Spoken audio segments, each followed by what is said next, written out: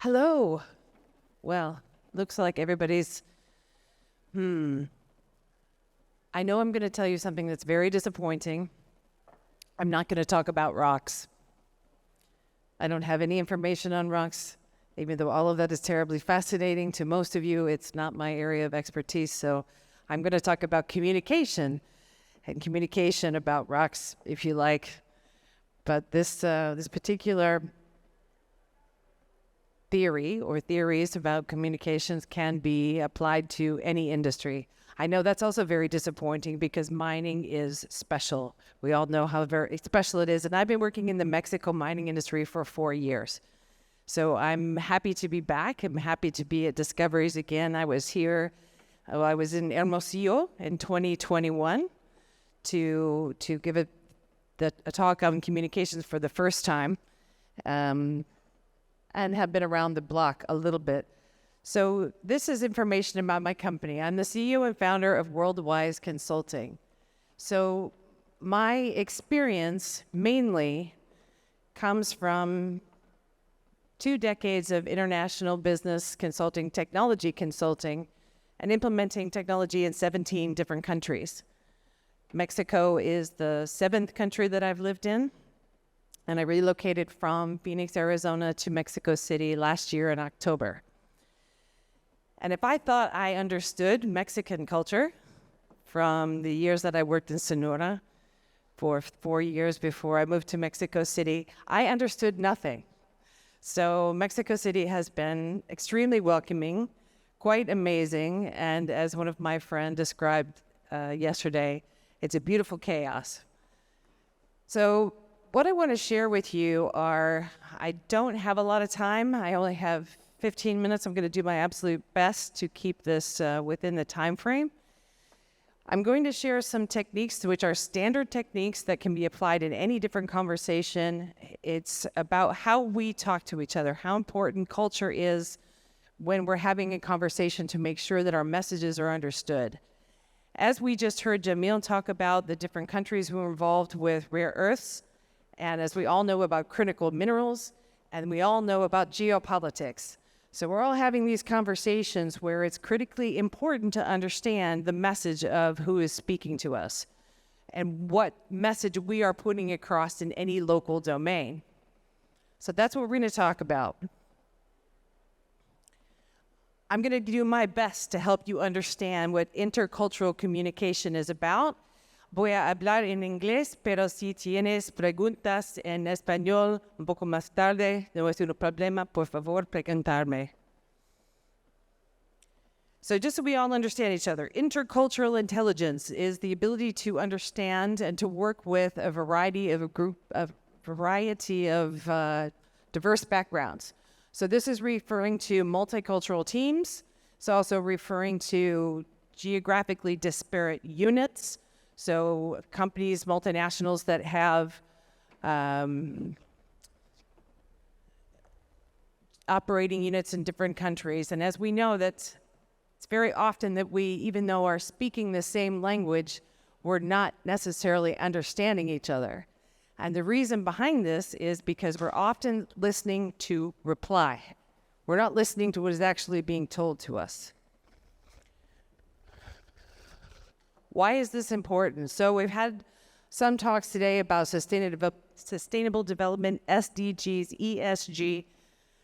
And according to UNESCO, 17 sustainable development goals can be best achieved by drawing creative potential of the world's diverse cultures and engaging in continuous dialogue to ensure sustainable development. So if we're not talking to each other in a way that's effective and listening to one another and the perspectives of what is happening on the ground where we're attempting to operate, then there's very little chance of success, to be honest.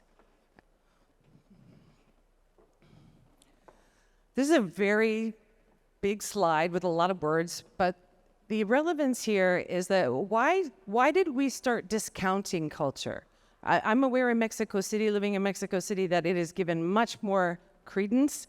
It is paid much more attention to than it ever was in my years in the United States or Australia or Germany or Holland or Singapore.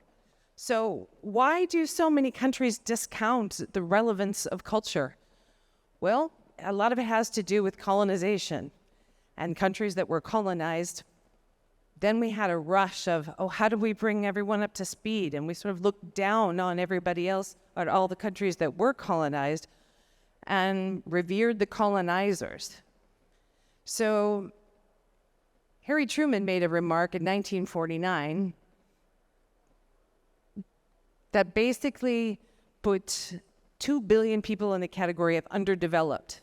So let's help everyone and let's bring all of our knowledge to these underdeveloped countries.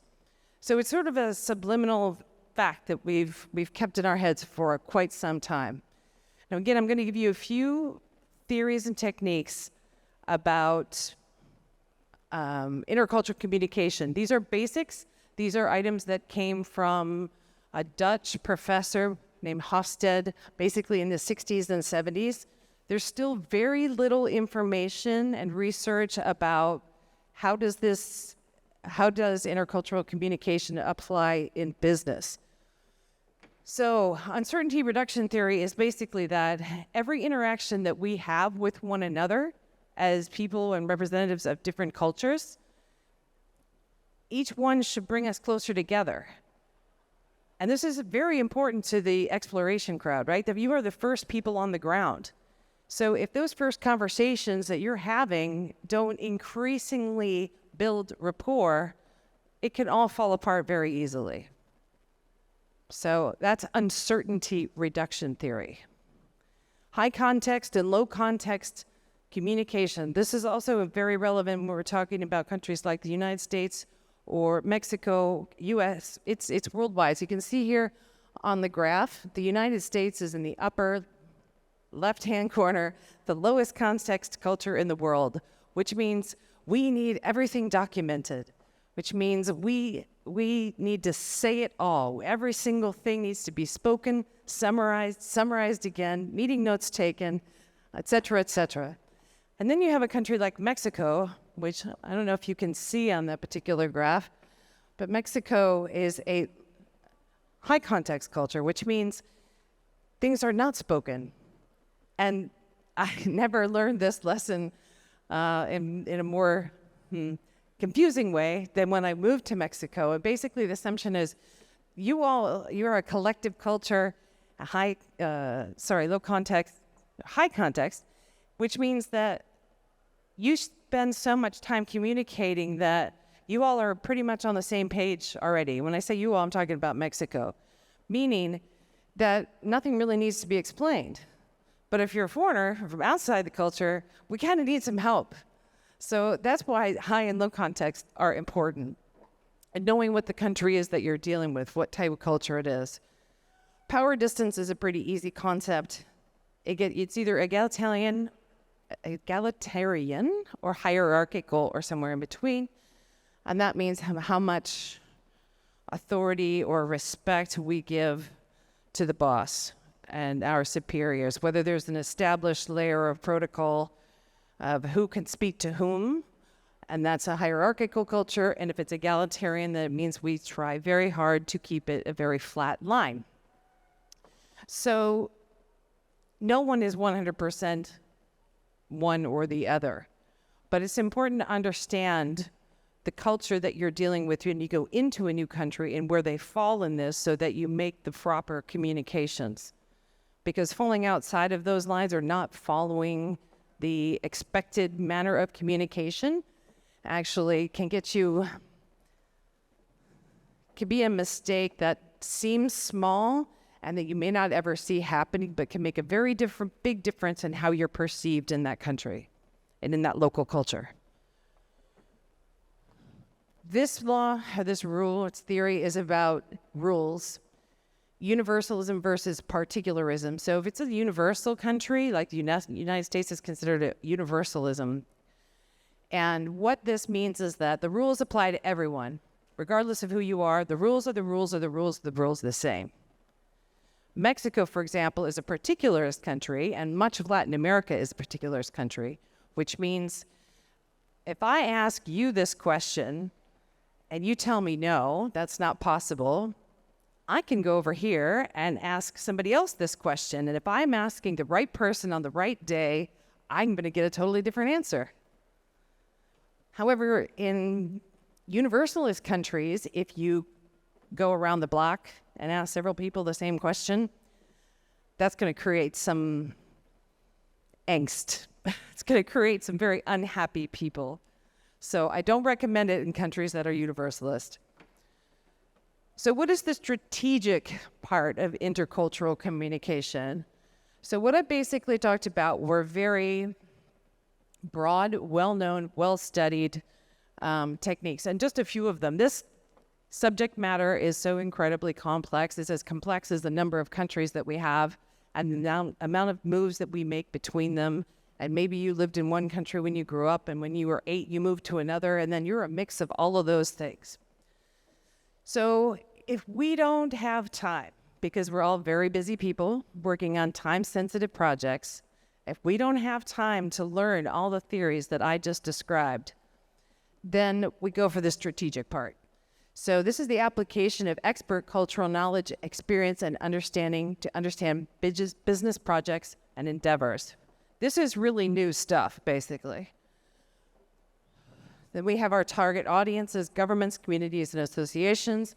I'm not going to go through all of this in a great deal of detail, but the point here, especially with governments, that it is important to engage with exploration projects, with new endeavors, new countries, new territories. It is very important to engage at the highest level, at the federal level, or at the level of the local hierarchy, right? That's where you should start, so that then goodwill, good participation, and good understanding kind of falls beneath that within the communities. So that's one very important thing. Also make sure they're being very sensitive about language when you're in a new culture, when you're operating in a country that isn't your own. Because if you have language that is offensive locally, you're probably not even going to be aware of that. But that's going to set a perception from the minute you put your feet on the ground, from the minute you start operating, that you don't understand what's happening locally. The reason that I put this particular photo up here is because my company has just signed a strategic alliance with the United Nations International Center of Excellence in Sustainable Resource Management for the extractive industry. So, mining, oil and gas, petroleum, and water. And one of the things that we are looking at is how critically important it is that we take the work that's already been done in sustainable resource management, SDG work leading up to ESG, linked to ESG, for that we're understanding globally what has been done already, and we're making sure that we are incorporating those practices into what gets implemented in Latin America. So that's not to say that we are imposing what the rest of the world has done and making it a fit for what happens here.